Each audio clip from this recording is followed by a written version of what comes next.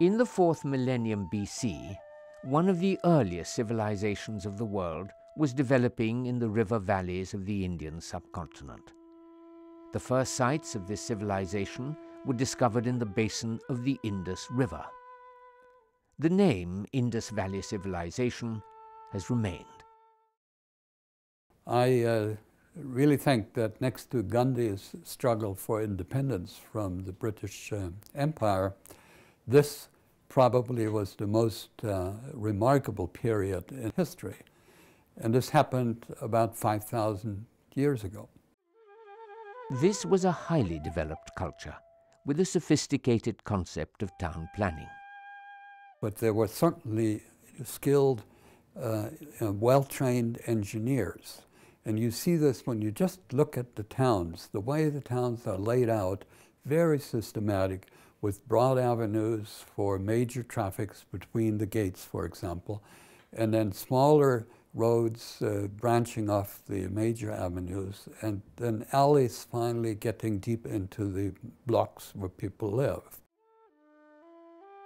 More than 4,000 seals, probably used for the purpose of trade, have been found.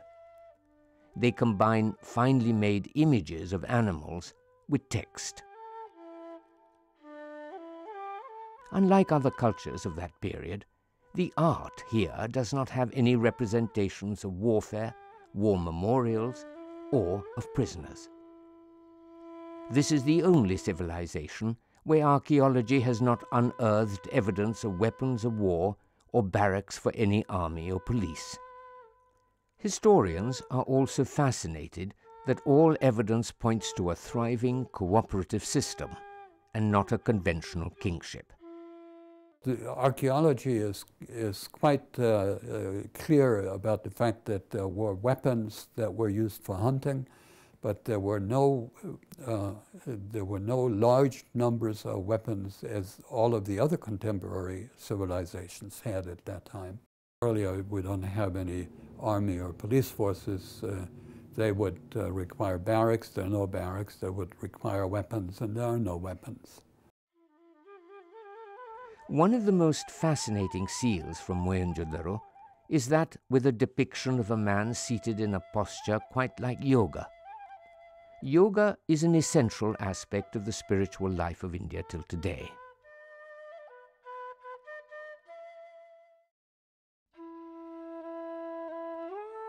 By the 8th or the 9th century BC, the Upanishads were composed out of the early philosophic traditions of the land. The thoughts contained in the Upanishads were to form the basis of all major Indic faiths thereafter. This is a view of the world which sees a harmony in the whole of creation. It sees the same which is in each of us, in the animals, the flowers, and the trees. All that there is seen to be a part of the One. The phenomenal world of separated beings and objects seen around us is considered to be an illusion, perceived and brought to us by our limited senses. The high purpose in life is to seek reintegration with the One, to see oneself as a part of the divinity of existence, and thereby to lose the pain of a life caught in the web of endless desires. In this period, there were large numbers of ascetics who gave up the material attractions of the world to seek the truth beyond. The names of two historical renunciators of this tradition became most prominent: Gautama Buddha and Mahavira. Both taught the philosophy of the Upanishadic age, and there are striking similarities in their teachings. In later times, the followers of these teachers formed large religious groups which continue till today as two of the great religions of the world with millions of followers: Buddhism and Jainism. They all take from a common tradition ideas such as the belief in samsara, the belief in dharma and a dharmic way, and the need to lead one's life in a certain way in this world, so that eventually one can be released, gain moksha, and be released from the cycle of rebirth. Since earliest historic times, the kings and the people of this land presented a unique and fascinating culture.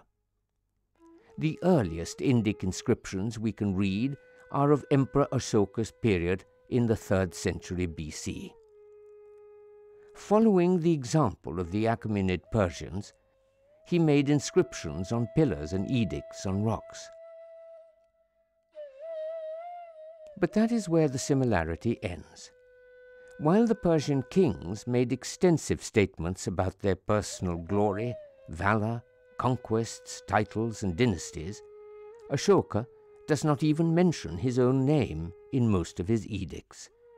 He is just referred to as Devanampiya Piyadasi, beloved of the divine, and one whose vision is filled with adoration.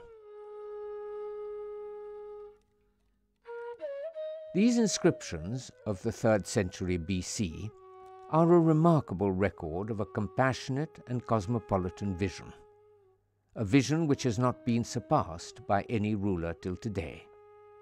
He says, "His Sacred Majesty does reverence to men of all sects. A man must not do reverence only to his own sect, while disparaging the sects of others."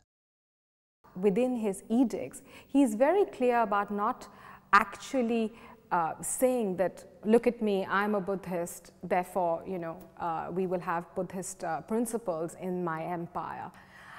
Instead, he constantly talks, as you say, about the dharma and about the right way of living. It is only by taking interest in other people's religion that one is serving dharma. Emperor Ashoka's inscriptions show that he visited many Buddhist pilgrimage sites. However, the great caves which were excavated out of the hills of Barabar in Bihar in his time and that of his grandson Dashratha were for the ascetic sect of Ajivakas. We find from here onwards, for at least the next 1,000 years, a fluid tradition in which members of the same family freely worshipped and patronized the stupas and temples of the Buddhist, Jaina and Hindu faiths. One of the things that we have to be careful about is to not think in terms of the fixed and rigid religious categories and religious boundaries that we are so familiar with today. It seems that throughout history, the ordinary householder has been willing to show his generosity to more than one religious order or faith. But there is plenty of evidence from inscriptions indicating that people, whether it is ordinary people and more so members of royal families, especially kings, did extend patronage towards religious establishments of different denominations. The earliest surviving Buddhist art of the world are the sculpted railings of stupas in the 2nd century BC. Ashoka's pillars had only images which were common to all faiths, such as the chakra, which stands for cosmic order. The Bharut stupa railings, originally in central India, bring us for the first time specific Buddhist themes, including Jataka stories. These were made under the rule of the Shunga kings, who personally worshipped Hindu deities.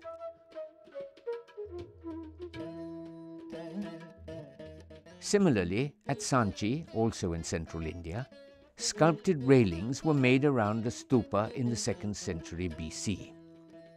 They present Buddhist themes and were made under the rule of benevolent Shunga kings who worshipped Hindu deities.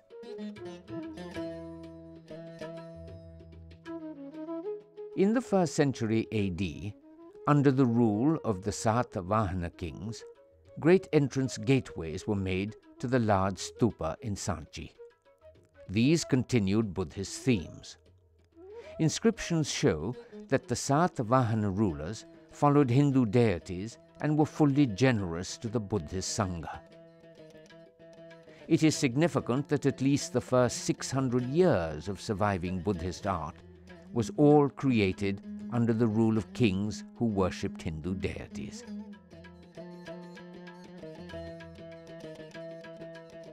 The deities seen most often in the Buddhist and Jaina monuments of the period are yakshas and yakshis. These embody the spirit of nature and serve to remind us of the divinity which underlies all that is around us.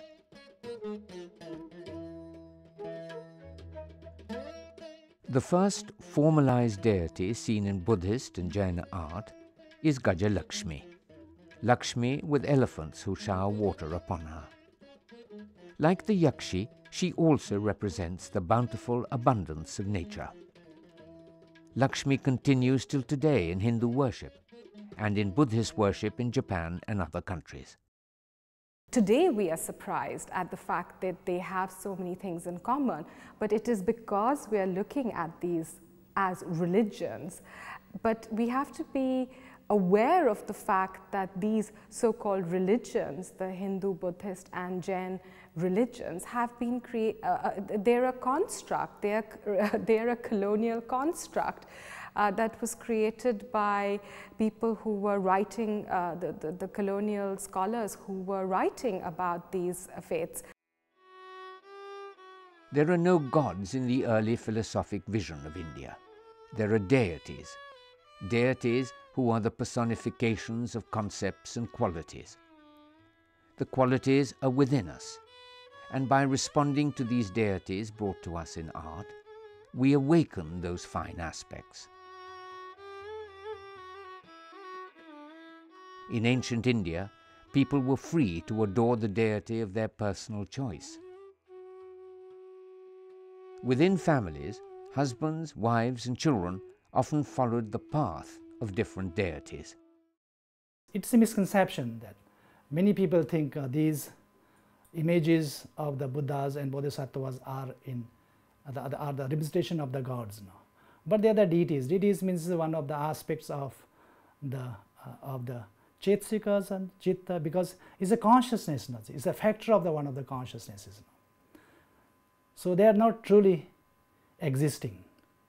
Where we find, for example, that in a Buddhist temple, while the principal deity, the object of worship would be Buddha, but the scheme of sculptures in the temple as a whole would also show Hindu gods like Indra or Agni being depicted.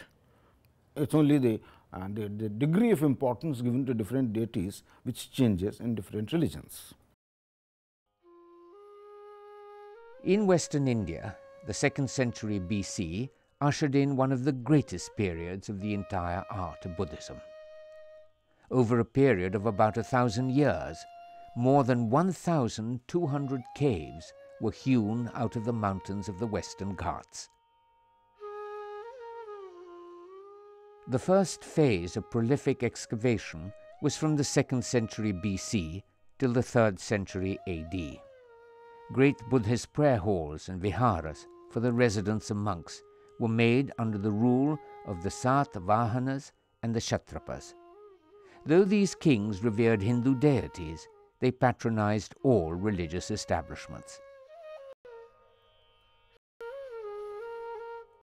The Buddhist cave number 18 at Bhaja of the 2nd century BC brings us some of the earliest known representations of the Hindu deities Indra and Surya. They continue in worship till today in Hinduism and in Buddhist temples in Japan. A Gana of the 2nd century BC, made at the Buddhist site of Pitalkhora, carries an inscription which states that he was the donation of a goldsmith, Kanhadasa, which means servant of Krishna, a Hindu deity.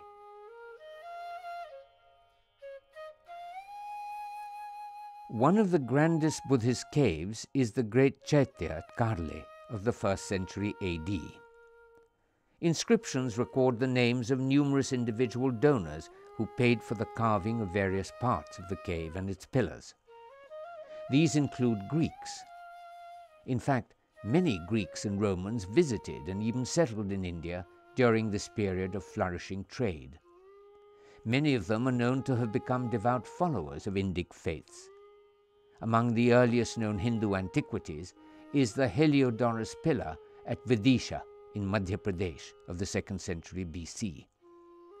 The inscription on it states that it was set up by a Greek devotee by that name, in honor of Vasudeva, or Lord Vishnu. The inscription dated around 150 AD, found at Nasik, inscription issued by one Gautami Balashri, who was the mother of a Satavahan ruler, Gautami Putra. She praises him for the worship for devotion to gods like Krishna and Balarama. But the purpose of the inscription is to donate an excavated cave to the Buddhist monastic order. But more than that, there are hundreds of inscriptions in the Western Ghats issued during the period of Satavahan rule, which record donations of people from various classes of life to the Buddhist monastic order. So, it is obvious that though the rulers had their religious preferences, there was no pressure on the population to follow the religion of the ruler.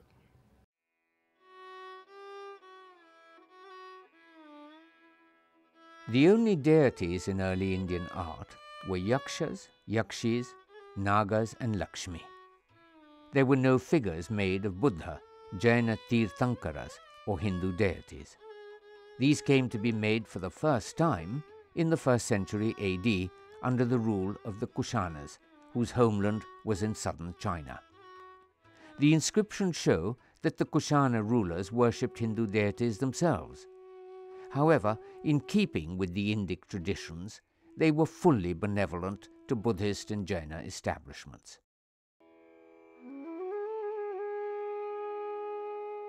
The fertile valley of the Krishna River was the cradle of civilization in the eastern Deccan.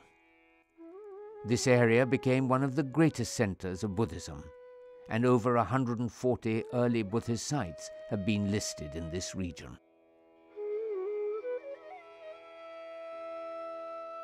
The exquisite phase of the art of the Amravati Stupa was under the rule of the Satvahana rulers.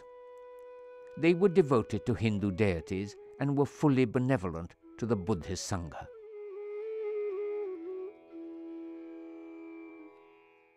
The Ikshvakus came to power in the Krishna Valley in the 2nd quarter of the 3rd century.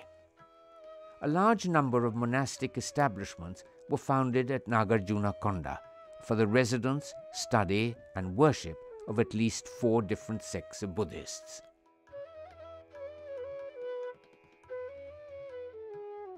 As in the case of all major Buddhist monuments since the 2nd century BC, these at Nagarjunakonda were made under the rule of kings who worshipped Hindu deities themselves. As was often the case, some female members of the royal family were devoted to Buddhism and made personal donations to the monasteries.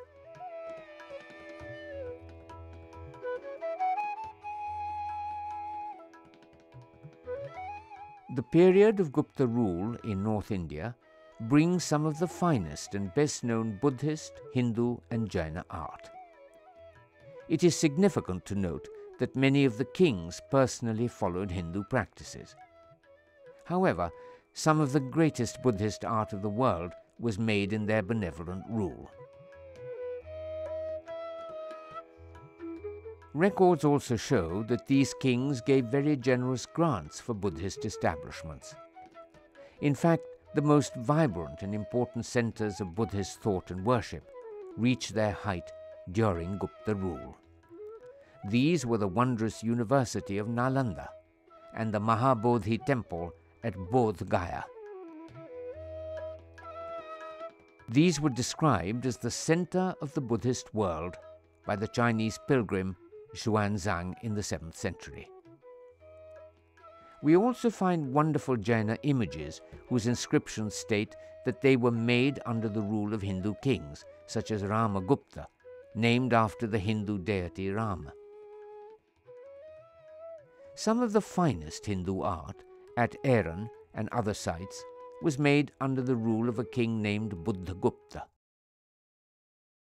If you look at the material remains of ancient religious shrines, monasteries, one of the things that becomes very apparent is that there was a very large pool of shared symbols, shared imagery that becomes very apparent when you look at the sculptural motifs at these sites. At the magnificent site of Ajanta, in the horseshoe-shaped gorge of the Waghora River, great shrines and monasteries had been carved out of the heart of the mountain in the 2nd century BC. This was in the rule of the Hindu Satavahana kings. In the mid-5th century, under the rule of the Hindu Vakataka kings, it saw renewed activity. As in the Indic tradition seen earlier in the western and eastern Deccan, feudatories, ministers of the king, and even queens freely followed the Buddhist faith. They also patronized Buddhist caves and art. There were no religious divisions, and the patrons of the Buddhist caves sometimes proclaimed their descent from Hindu deities. Until this period, there is no inscription that directly attributes the making of temples or caves and their art to a ruler. In the subsequent art of the Chalukyas of the 6th to 8th centuries, we find a continuation of such traditions. Magnificent caves and temples were made and dedicated by members of the royal family. However, there are none made by the kings.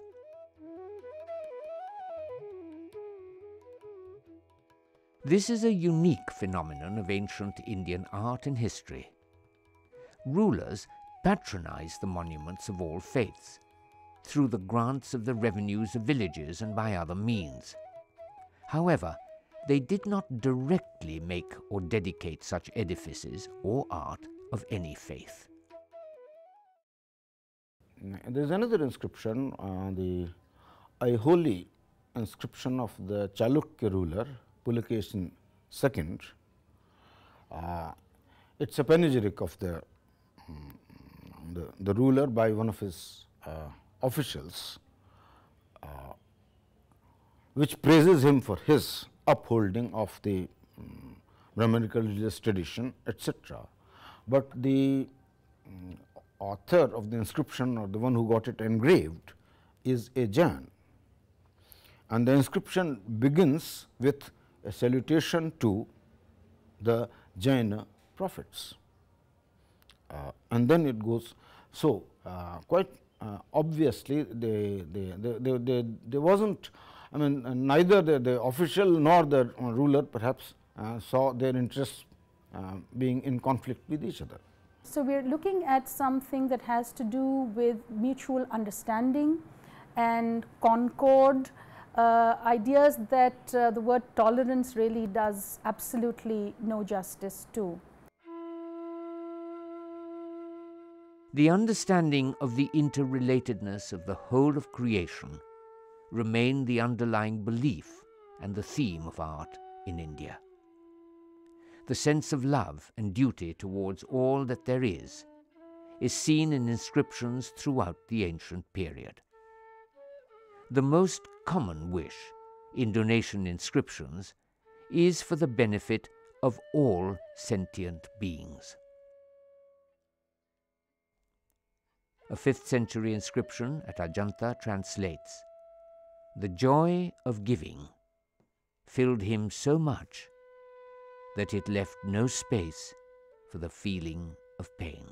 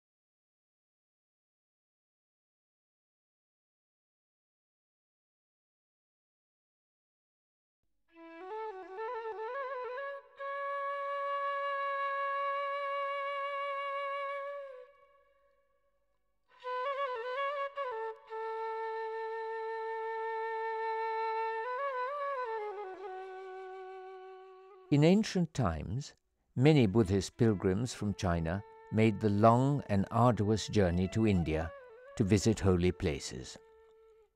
Among them was Xuanzang in the 7th century AD.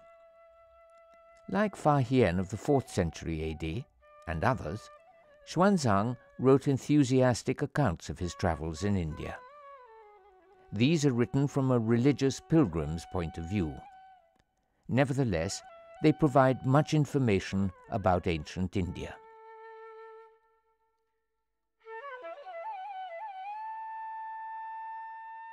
The traveller was greatly impressed by King Harsha of the 7th century. Owing to the ruler's generous patronage of Buddhist establishments, he describes him as a great Buddhist king. However, King Harsha's own inscriptions show that he was a devout Hindu worshipper. Harsha's dramas written on Buddhist ethics are performed in Japan till today.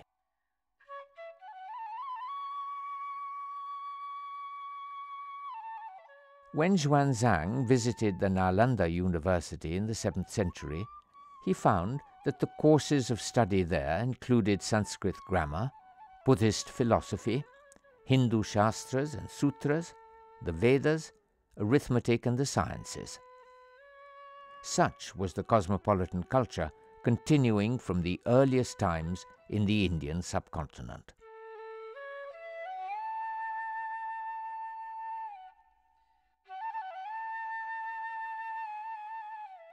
The Palas ruled in eastern India from the 8th to the 12th centuries. This period saw the greatest heights in the development of Buddhist logic. Many vast universities flourished and spread their influence to the other countries of Asia. Fascinating to imagine this period in the year 800 or 1000 when Buddhist monks and scholars from Sumatra in Indonesia or Java in Indonesia or from Cambodia or from Tibet would be coming to Bihar, to the Bodhgaya area, to go to the Buddhist universities and the great famous monasteries in that area to learn, to study, to debate points of religious doctrine. And the communication must have been going on in Sanskrit. These foreign scholars certainly would have had to learn Sanskrit to read the ancient Buddhist texts. We see in a copperplate inscription that King Narayan Pala of the 9th century established a most impressive Shiva temple and donated the revenue of a village for its priests. Buddhists and Jainas also flourished in this period. Official seals of the Pala kings bear the Buddhist emblem of the Dharma Chakra. It is in Pala times that tantric philosophy developed equally in Buddhist and Hindu streams.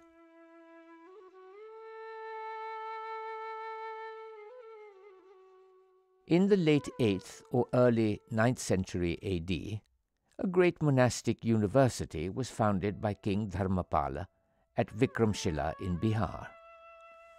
The philosophy of Vajrayana Buddhism was developed to its greatest heights here, and its teachers were invited to faraway lands. King Dharmapala also donated large amounts of money for the excavation of holy tanks in Hindu temples.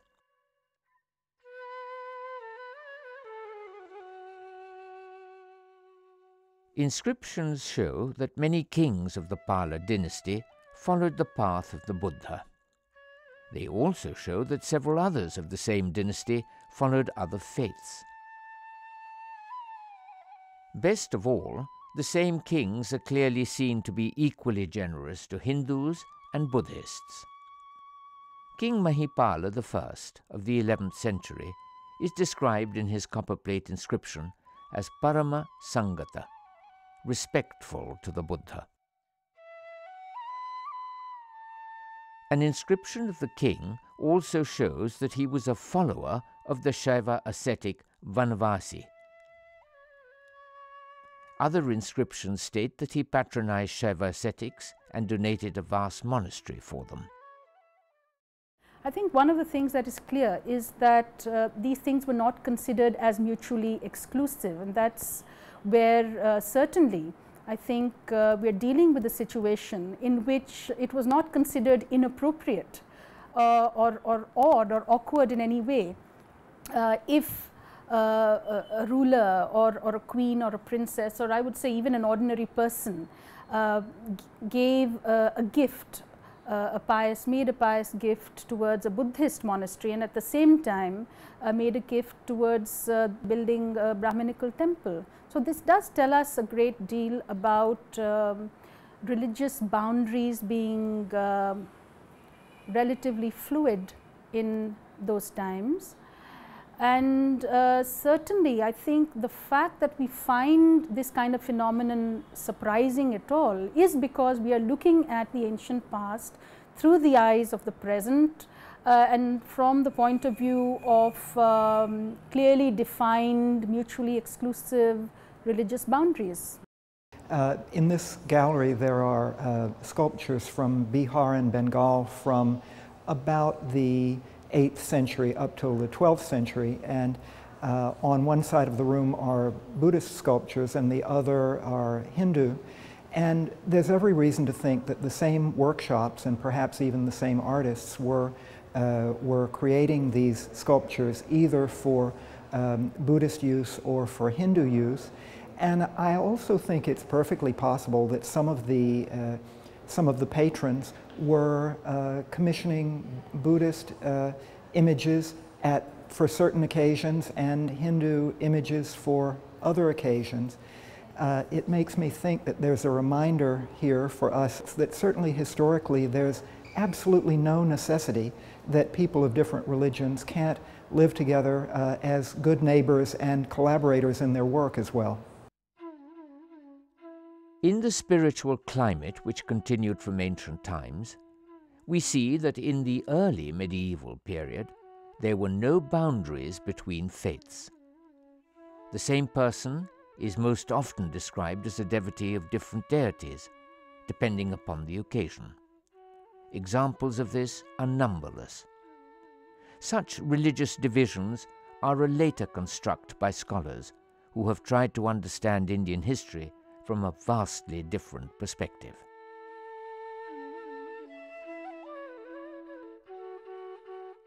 The valley of Kashmir was one of the great centers of Buddhist and Hindu philosophy. The site of Parihaspura in Kashmir of the 8th century has a Buddhist chaitya as well as a Hindu Vishnu temple, both dedicated by King Lalitaditya. In that cosmopolitan culture, the same site also has a vast stupa made by the king's Tokharian minister.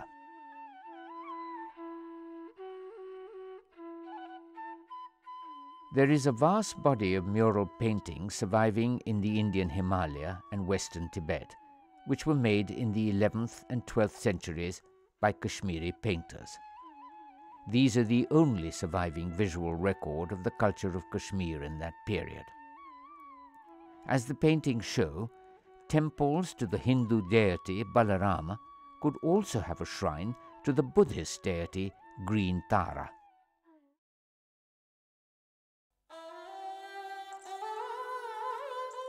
Between the 10th and the 11th centuries, one of the most magnificent temple cities of the world was built at Khajuraho, in the rule of the Chandela kings.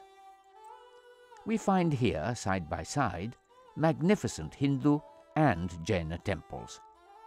Best of all, we find a profusion of Hindu deities made on the walls of the Jaina temples. Here again, there was no barrier between the faiths.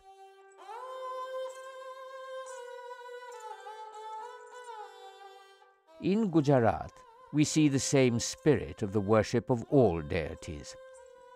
King Bhima I made a marvelous temple to Surya the sun at Modhera in the 11th century. At the same time, his wife Udayamati was making a beautiful stepwell temple to Lord Vishnu at nearby Patan. Meanwhile, his minister, Vimala, was making a most famous Jaina temple at Mount Abu.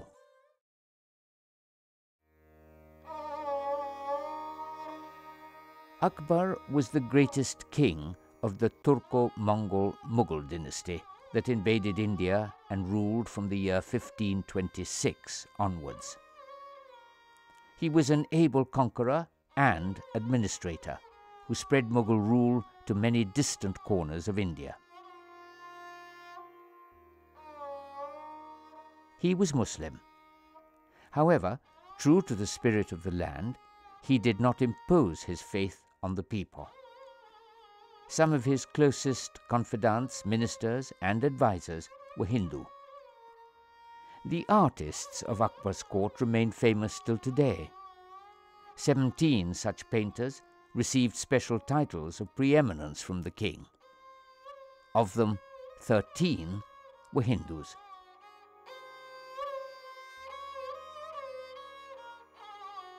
In the late 16th century, Akbar created a universal faith, Deen-e-Ilahi. Hindus, Jainas, Parsis, and Christians were invited to a special house of worship. Here, the beliefs of all faiths were freely discussed. Father Montserrat and Father Rudolf Aquaviva from Portugal did not understand such a spirit of free intellectual inquiry. They wrote time and again to the Pope in Rome to say that the king was about to convert. Akbar, of course, continued his equal interest in all faiths.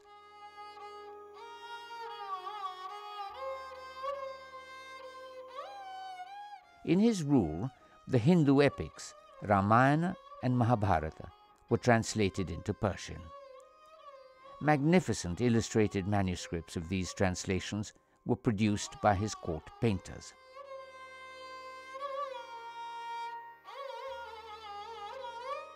Styles of art were created in the Mughal court which blended the best of Persian traditions with the rich indigenous heritage of India. A Mughal style was born which was unique to the subcontinent.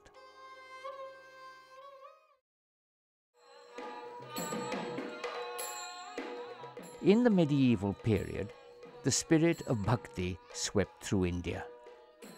This was the belief in a very personal love of God. The human spirit was seen as a lover, separated from the beloved God. Worship was aimed at the desire for reunion with the divine.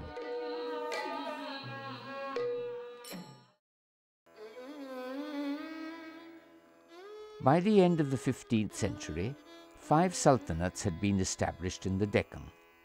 The sultans included a descendant of the Ottoman dynasty of Istanbul and a Turkman prince who had taken refuge in India. These sultans were Shia Muslims and close allies of the Safavid rulers of Persia. In their rule, numerous Sufis came here from Persia and found a fertile ground for their ideas to flower. Both Bhakti and Sufism believed in a personalized love of God. It was a heady mixture, the ecstasy of the Bhakti movement and the mystical dreams of the Sufis. The Sufi philosophy or the Sufi way of life was very akin to several movements that developed in India from the 14th century onwards, which are subsumed under this broad category of Bhakti movements. There is a lot of commonality in the Sufi movements and the Bhakti movements, just as Sufism borrowed quite a few ideas from the Vedanta philosophy as well.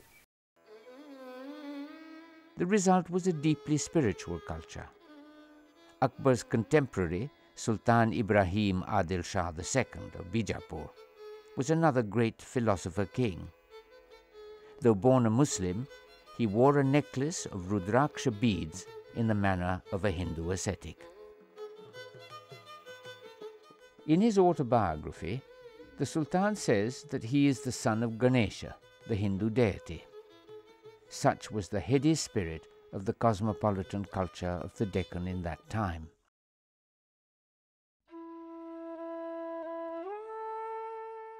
In the meantime, the valley of Kashmir also saw the development of a wonderful blend of Islamic Sufi traditions and earlier Buddhist and Hindu traditions.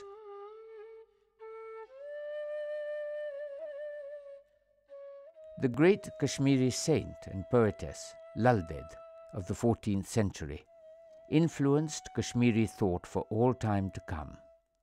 Hers was a message of all-embracing love. She sang, "Shiva lives everywhere. Do not divide Hindu and Muslim." Hers was a synthesis of mystical Shaivism and Islamic Sufism. She was loved by Muslims and Hindus and was known as Lal Ded, Mother Lala.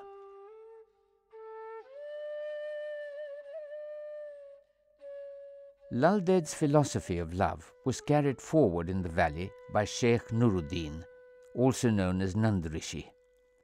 He lives still today in the hearts and minds of both Hindus and Muslims and is known as the patron saint of Kashmir.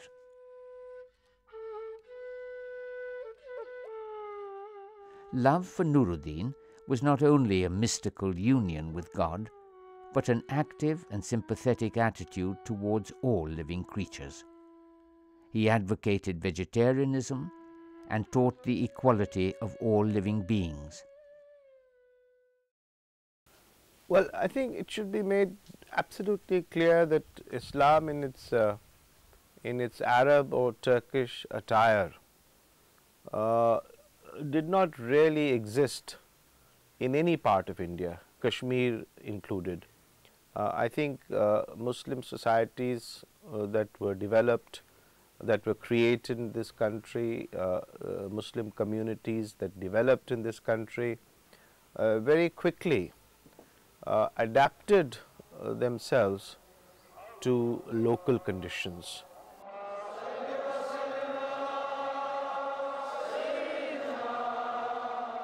Look at the way they recite the Holy Quran, say at the Hazrat Bal Mosque, and I've heard it at least, and it's very different from the way we recite the Quran. I suspect, and I stand corrected, that their style of recitation of the Holy Quran is very similar to the prayers of the Buddhists.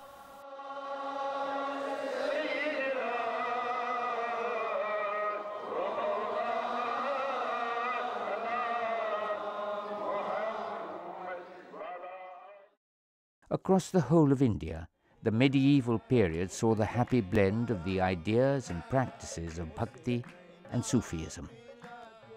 This truly continued the ancient cosmopolitan traditions of India. There were poets and saints in all parts of the country, whose path of compassion was followed by persons of all faiths.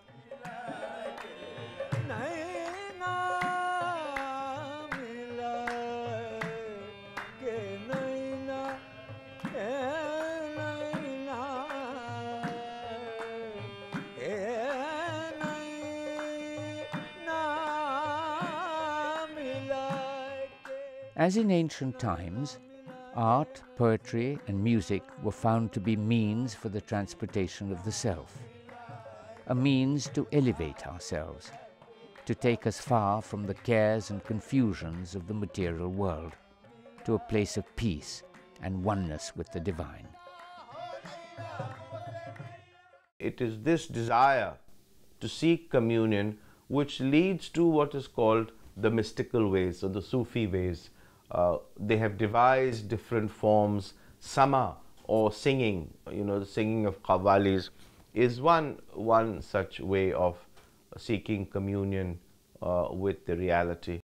There is also sort of distribution of food, a free distribution of food, and so on and so forth. So I think for the devotees, I think it must be a tremendous mystical experience.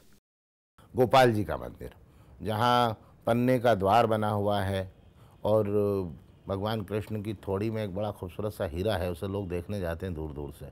लेकिन उस मंदिर में जो ज़्यादा दिलचस्प बात है वो यह है कि जब वहाँ तमाम मुस्लिम भाइयों के त्यौहार और पर्व आते हैं, मसलन मुहर्रम, अब ये शोक का और दुख का पर्व है, लेकिन इसके जब ताजिए निकलते हैं तो उस मंदिर के सामने खड़े होते हैं बुर्राक, और उन बुर्राक की आरती अंदर से आती है, वहाँ से आरती उतारी जाती है, इन बुर्राक की रेवड़ी अंदर मंदिर में जाती है और लोगों में बांटी जाती है। This has always been the case in South Asia, where we have multiple beliefs. There has been happy coexistence, and that continues, in fact, even during the Islamic period. The Hindus continue to patronize their temples, while whether it's the Delhi Sultanate or the sultans of the Deccan patronize their buildings. In the wonderful spiritual and cosmopolitan atmosphere of India, even the most deeply religious Islamic ruler, Aurangzeb, was known to have patronized Hindu temples. Ujjaini में जो महाकालेश्वर का मंदिर है, जिसके नाम से उज्जैनी को सारी दुनिया में जाना जाता है, इस मंदिर में घी के दिए जो जलाए जाते हैं वो बरसों बरस मुग़ल बादशाहों की तरफ से आते थे, और उसके प्रमाण में आज भी औरंगजेब की दी हुई सनद मौजूद है, आलमगीर की दी हुई सनद मौजूद है, जो महाकालेश्वर मंदिर में घी के दिए जलाने के लिए 4 सेर घी भेजा करते थे। Our assessment of the past is colored by our contemporary experiences. Very often we apply our standards of judgment in assessing medieval societies. I think we should stay clear of that trap. It's difficult to find a word in the Sanskrit vocabulary which would precisely be a synonym of the word religion as it is understood in the context of the Semitic faiths, or as the word is understood today, because dharma encompasses a much wider sort of area of human conduct, worldly and otherworldly concerns, but does not lay down the worship of an unwavering dedication to any particular deity. In fact, the word Hindu did not exist in the Indian languages.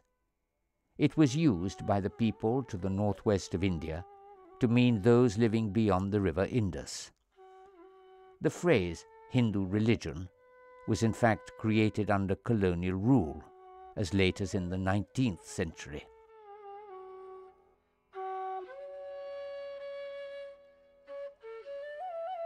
India's is an ancient spiritual culture with a most compassionate view of the whole of creation, a vision which values the air we breathe and every plant and insect in creation. Surely there's a great deal for us to learn from this ancient culture of love for all that there is.